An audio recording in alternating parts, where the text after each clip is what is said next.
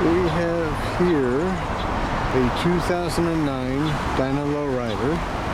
Runs quite well. It has 4 controls on it.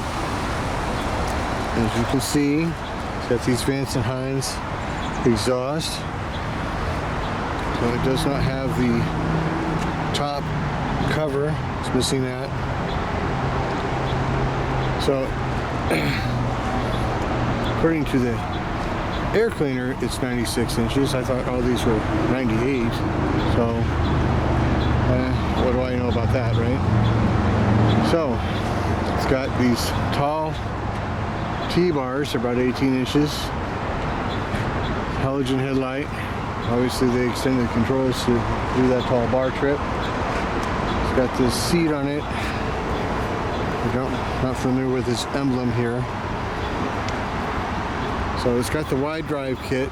Now if you go down to Harley, a brand new bike is $5,000 cheaper to not have the wide drive. Just to put that wide drive ascend on it is $5 grand extra. So I assume it came with the chrome cover here. Now this bike has a couple little issues, little scrapes and dents here. Somebody appears to have put some kind of rubber on the front legs. It's not anywhere else. So I assume that's somebody's idea of how to make their bike custom. Because otherwise it'd be all over the whole machine if they rode through something. So at one point in time, which I've not been able to determine who, what, and where and how, but they replaced the original 09 motor with another 09 motor. So the only reason why you do that is because you got a motor for very reasonable when your motor is needing to be rebuilt or having an issue. So the story is that Glendale Harley replaced it with a 16,000 mile motor. They called it Glendale Harley. They got no record of it. So maybe the guy just got the motor through Glendale Harley. I don't know. But it runs quite well. It's very reasonably priced at $4,500. We're going to fire it up right now. Take it up and down. It is fuel injected, obviously. But a Dyna Low Rider for $4,500, it runs good, and come and get it. So it is a little over a year out of reg, so it's going to cost you about $200, $250 to bring that current. We do have a title, California title.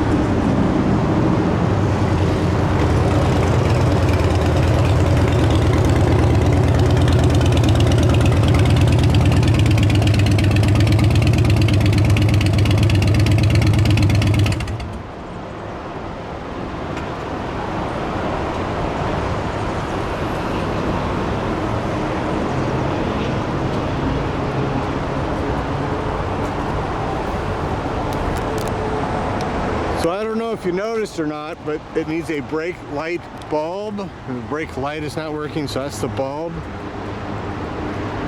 Tires are 50+%, both front and rear. Rear's even newer, so that's about 80% left. Runs extremely peppy. So it does go through all the gears. Training is fine, clutch is fine. It's a good running bike for $4,500 bucks. Come and get it. See you guys.